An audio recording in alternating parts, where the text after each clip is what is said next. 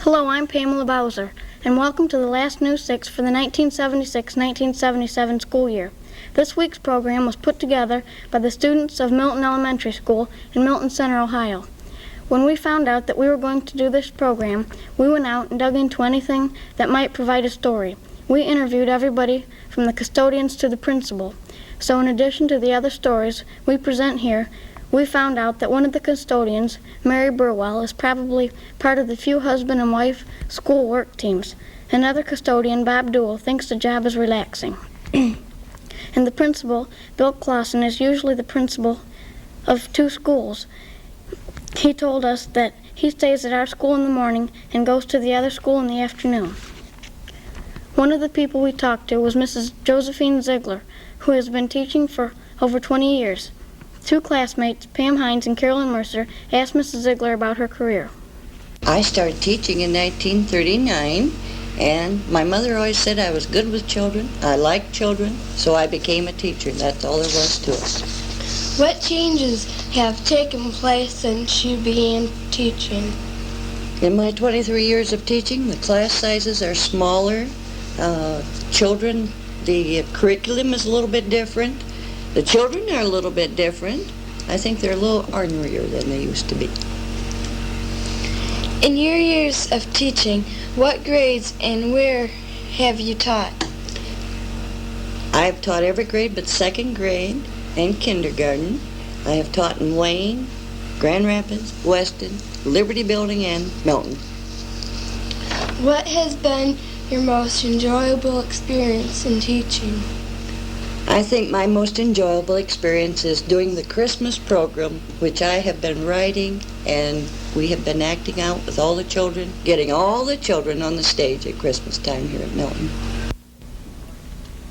We want to thank Mrs. Ziegler for the time and information, as well as Pam and Carolyn for the interview. Now over to Dean Turpinning with stories about some of our field trips.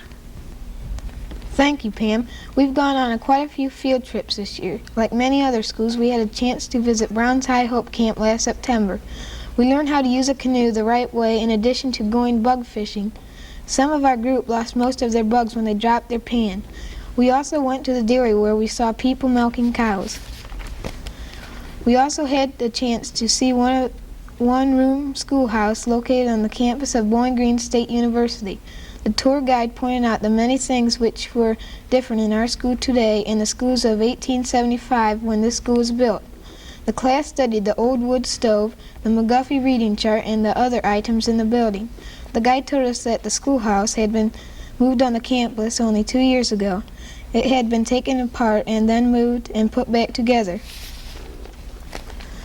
But our most recent trip was to the Center for Science and Industry. We left at 8:20 in the morning and for the 2.5-hour trip to Columbus. When we got there and started to look around, everybody was interested in something else. Some of us were interested in the rocket, which had 2 seats and you could stimulate that you were blasting off and going through space. Others liked the pendulum that moved back and forth because of the rotation of the Earth. Still others liked the transparent woman who explained different parts of her body, which lit up when she mentioned them. This place is more than a museum. There is an eyeball you can walk through, a coal mine, and a giant jaw. There's so much. We got home at 8:30 that night. And now for more news of the community around Milton Center, here's Bruce McGlone. Thank you, Dean. The area around Milton Center is mostly farmland, and one of the most famous farmers came from Rudolph, which is right close by. In an exclusive phone interview with students of our school, Bob Evans of Down on the Farm fame told us that he lived in Rudolph until he was 5. His father owned and ran a country store there. Born in 1918, he now has 3 boys, 3 girls, and 8 grandchildren. He lives in Rio Grande, Ohio, about 3 miles from the Ohio River. His farm there has about 28,000 acres and 600 cattle and between 35 to 40 horses. We want to thank Mr. Evans for the time it took for the interview. Someone else who lives on a farm is Scott Apple, a member of our class. He and his father, David Apple, raises buffalo. They've bought some from a man in Indiana and some from people in South Dakota. But there are problems with raising buffalo. This past winter, when the snow was so high, the buffalo walked on the packed snow and ambled through around the farm. Dean Turpning and Aaron Harris talked to Scott and his dad and asked what got them interested in buffalo. 6 years ago we went to Alaska and Dad seen them and he liked them. Decided he wanted to get some. How do you take care of buffalo? The care is very simple, but there is a few problems that people unexperienced don't realize. That parasites is our worst hazard with buffalo, the flies and worms, which is a constant problem. As far as care and feed, pasture during the summer, during the winter we fed them on corn stalks and a light amount of grain. What are you planning to do with them in the future? We aren't 100% sure. We're going to get the herd built up to a certain size, and then we'll try to market the excess stock so we get it reduced down to maintain a herd of whatever size we determine we should have on the farm. We want to thank the Apples for their information. Now, with more stories from around Milton Center, here's Melissa Drain. Thank you, Bruce.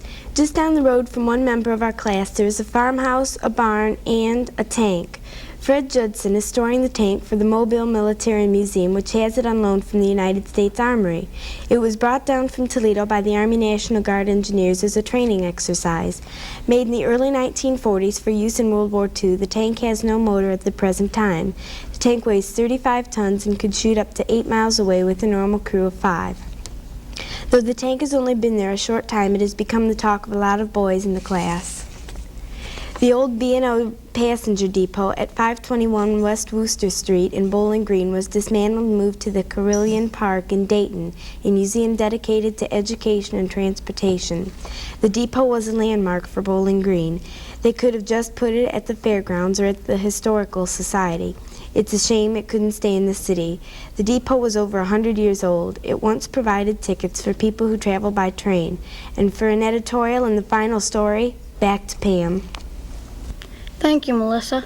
Some members of our class have an idea to save energy. They think we would save money if we don't buy gas from foreign countries to heat the school. They suggested that the president should support having school sessions in the summer. That way we wouldn't have to buy gas for the school. When we were going around the school talking to all the different people, we couldn't overlook Mr. Neufeld, the teacher of one of the 6th grade classes. You might say that his hobby is looking like Gabe Kaplan, Mr. Cotter from the television show Welcome Back, Kotter. He says that he has signed autographs with the name Mr. Cotter, one of which was sold for 50 cents. Mr. Neufeld said he figures someday he might be able to be a substitute teacher in the shows Buchanan High if his look-alike got sick. That's about all from the students, teachers, and sweat hogs at Milton Elementary School. Have a nice day and a terrific summer.